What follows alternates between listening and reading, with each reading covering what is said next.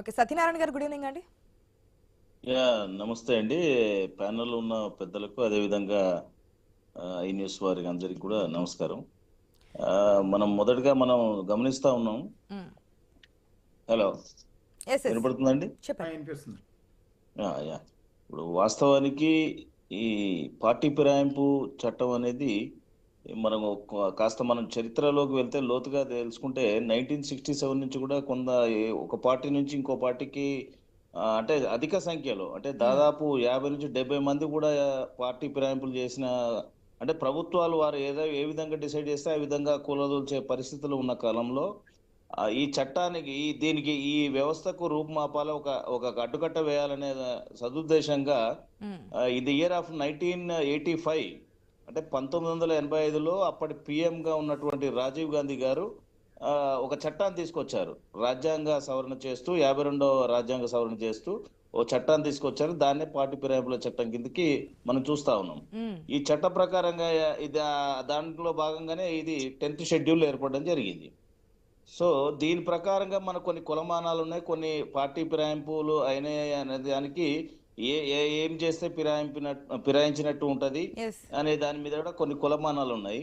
అయితే రాజ్యాంగంలోని 10th schedule ప్రకారంగా దాంట్లో ఉన్న 2 క్లాజ్ 1 క్లాజ్ ఏ ప్రకారం క్లియర్గా ఏంటంటే ఇప్పుడు మనకు ఎవరైనా ఎమ్మెల్యే కానీ ఎంపీ కానీ ఎవరైనప్పటికీ కూడా వారు ఇతర పార్టీల యొక్క కండవాలు వేసుకున్నా ఇతర పార్టీల యొక్క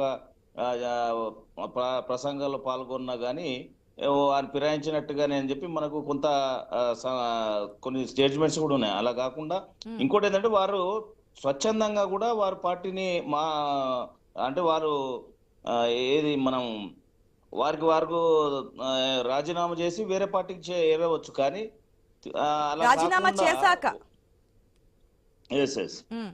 ఇప్పుడు దానం నాగేందర్ గారి విషయంలో ఏముందంటే ఇప్పుడు వారు డైరెక్ట్ గా పార్టీ గుర్తుపై అంటే బీఆర్ఎస్ పార్టీపై గుర్తుపై గెలిచి వారు స్వచ్ఛందంగా వారి సభ్యత్వాన్ని వదులుకోకుండా వారు ఏం చేస్తున్నారంటే నేను కాంగ్రెస్ లో ఉన్నా అంటున్నారు. కాకపోతే రెండు అంశాలు ఏంటంటే అకార్డింగ్ టు షెడ్యూల్ 10 ప్రకారంగా వారి స్వచ్ఛందంగా వారి పార్టీని సభ్యత్వాన్ని వదులుకొని వేరే పార్టీలకు పోవచ్చు. పోకుండా ఉంటే దాన్ని అనర్హత కిందికి వేటు వేయవచ్చు.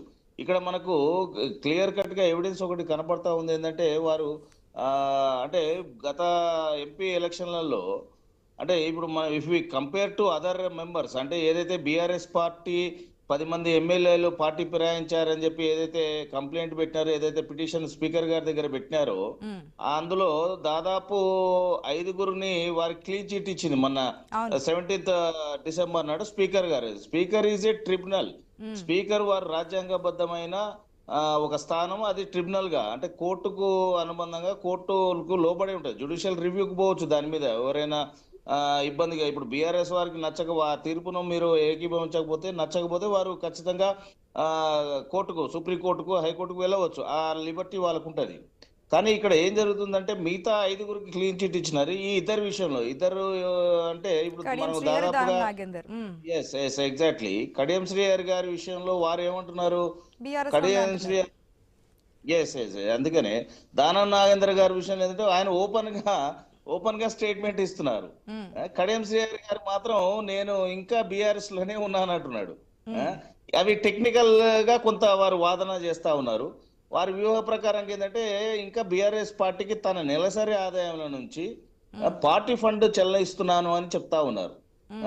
నాకు ఇంతవరకు మరి ఇంకోటి ఏంటంటే గమ్మతైన విషయం ఏంటంటే ఇప్పటి వరకు మరి పార్టీ నుంచి కూడా వారికి ఎలాంటి నోటీసులు అందలేదు అనేది కూడా వారి వాదన. సో టెక్నికల్ డిఫరెన్సెస్ తో వారు కొంత టైం కూడా తీసుకుంటున్నారు స్పీకర్ గారి దగ్గర.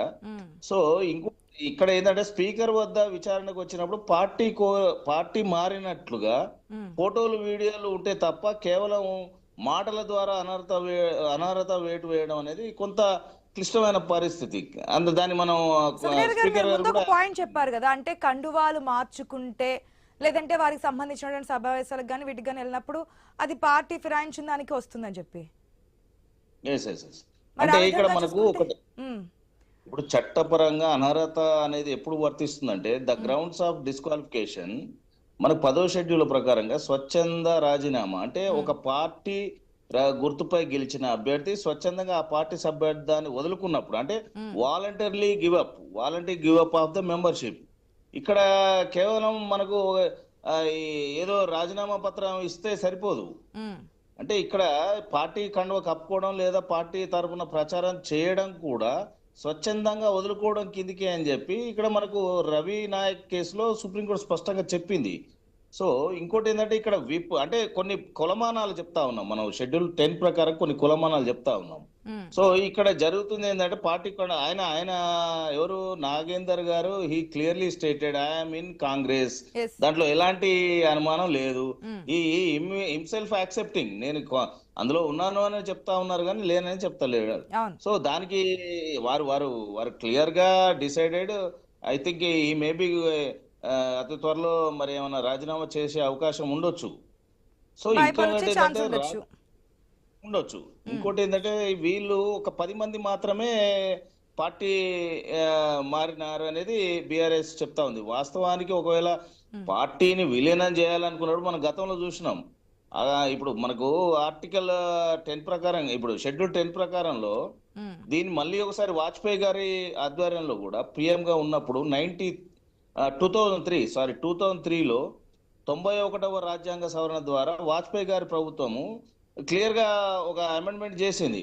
అంటే ఏ పార్టీ ఎమ్మెల్యేలు అయినా 2/3 అంటే ఒక పార్టీలో గెలిచిన